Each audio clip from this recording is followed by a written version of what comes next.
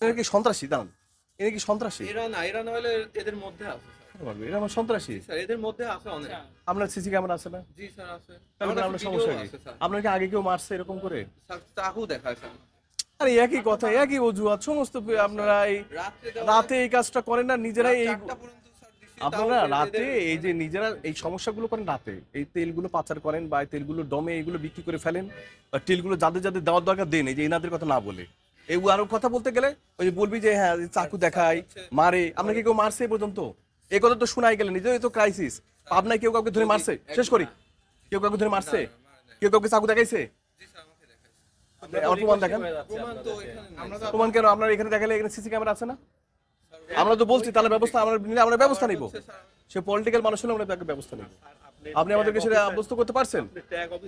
আশ্বস্ত করতে পারেননি?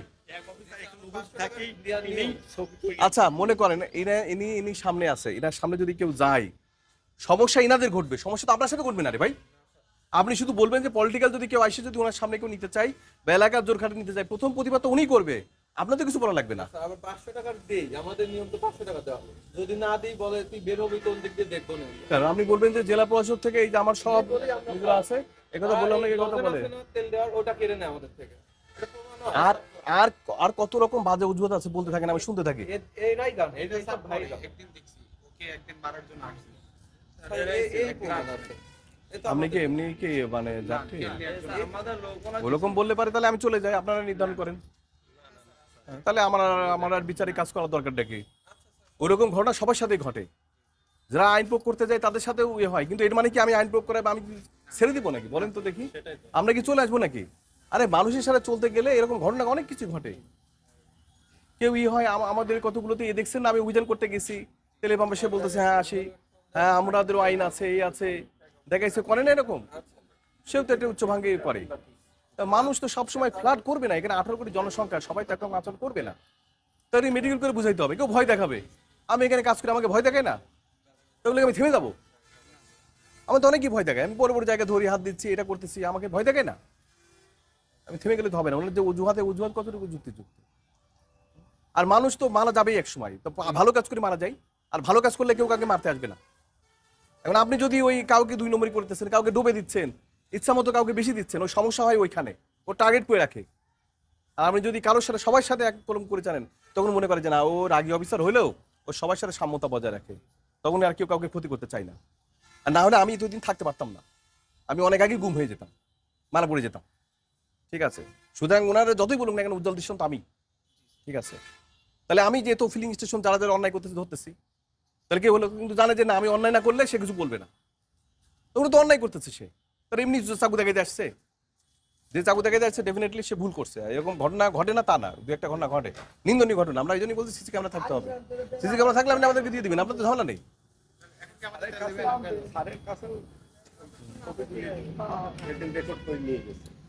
রেকর্ড করে নিয়ে গেছে সেটা আমরা দেখবো, সেটা ইয়ে করেন না, দেখি।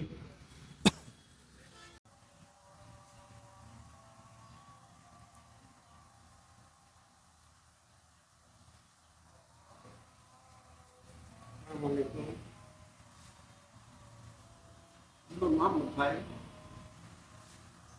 ভাই নূর মোহাম্মদ ভাই না আপনি? হ্যালো হ্যালো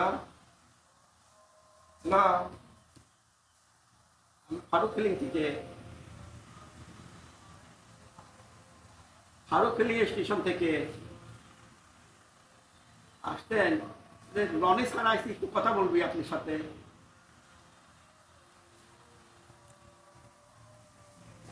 রনি স্যার আসছে তো আপনার সাথে কথা বলবি।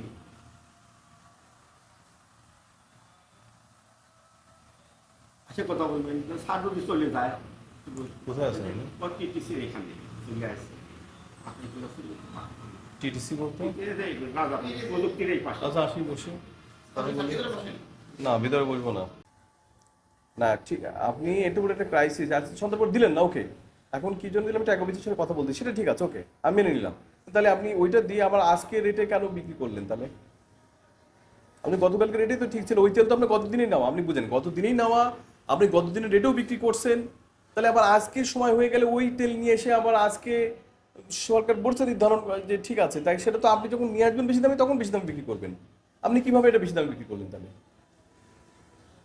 আপনি আপনার সপক্ষে যুক্তি দেখাবেন, না হলে আজকে তো অফিস আওয়ার শেষ হয়ে যাচ্ছে, আমি কালকে এটা উপযুক্ত কারণ না পাইলে আমি ব্যবস্থা গ্রহণ করবো। ঠিক আছে, আপনার ইয়ে নিয়ে ট্যাগ অফিসারের মন্তব্য এবং এগুলো শুনবে, বুঝতে পারছেন আপনারা? হ্যাঁ, ট্যাগ অফিসারের সাথে, হ্যাঁ ট্যাগ অফিসারের সাথে কথা বলে দেন, ট্যাগ অফিসারটা রেখেন না। তেল কবে পাইছিলেন আপনি? কালকে রাতে পাইছেন, তাহলে আজকে রেটে দিলেন কেন? অনুভূতি আমার তো মহাজনকে বলেন আপনি তো তেল রাতের আগে পাইছেন, কালকে তো আপনি তেল দেননি। আপনার কালকে আমি 11টার দিকে অনেকগুলো ফোন দিছি, আপনাদেরকে জানানো হয়েছে, আপনাদের মালিক মানে বাস মালিক সমিতি আমাকে জানাইছে আপনি কালকে তেল পেয়ে তেল দেননি বেশি দামে বিক্রি করার জন্য।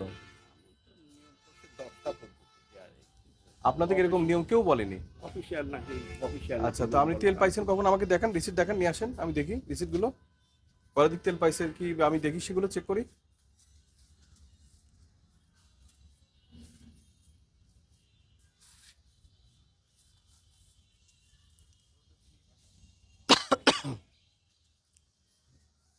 তাহলে ব্যাপারটা হচ্ছে এরকম, উনি যদি গতকালকে ওইরকম রেটে পেয়ে থাকে, সেটা তো গতকালকে রেটে পাইছে তাই না?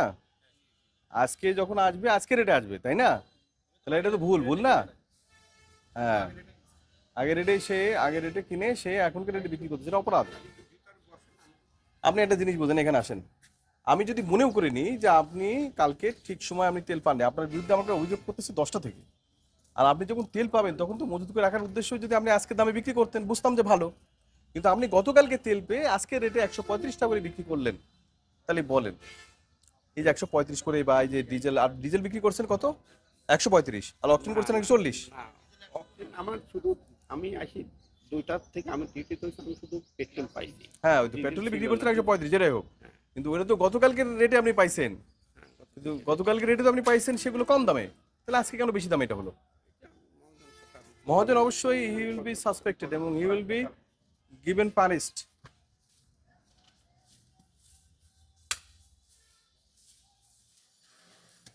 এটার ইয়ে দেখি, এটা ইয়েতে ইয়ে দিয়ে দিবেন একটা কি যেন, দেখি আপনার একটা ইয়ে দেন, দেখি আমার ভাউচার দেন, এটা নিয়ে শাইনকে একটা নোটিশ করতে বলেন।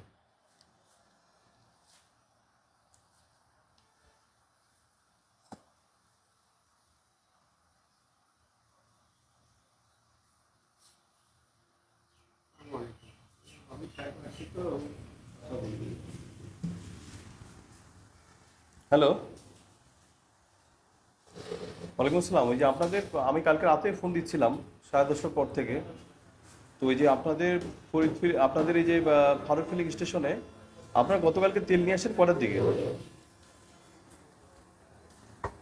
আমি তো সেটা জানি জানি বলে আপনারা গতকালকে তেল দেননি কেন? হুম, গতকালকে তেলটা দিয়ে দিতে পারতেন, অনেক গাড়ি মানে নিয়ে তারপর তারা চলে গেছে।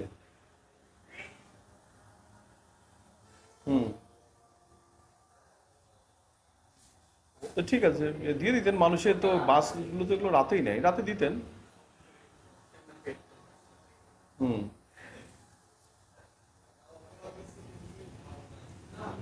তো আপনার ট্যাগ অফিসার কে আছে দেখি, ট্যাগ অফিসার কথা বলি, ট্যাগ অফিসার কে, নাম কি, নাম্বার দেন তো দেখি, আমি নাম্বার নিচ্ছি। ঠিক আছে, এক। আর 2 নম্বর হচ্ছে যে আমাকে একটা উত্তর দেন যে আপনি যে গতকালকে যে রেটে কিনলেন বিকেলের দিকে, সে রেটে আজকে কেন পেট্রোল আপনি সরকারি মানে আজকের রেটে বিক্রি করলেন কেন তাহলে?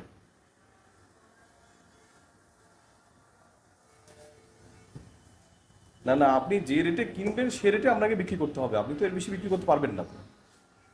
কারণ আপনার তো কালকে এটা আপনাদের নিয়ে আমাদের কাছে বিরুদ্ধে অভিযোগ আসছে, আপনি আজকে যেমন কিনবেন বেশি রেটে বেশি দামে বিক্রি করবেন।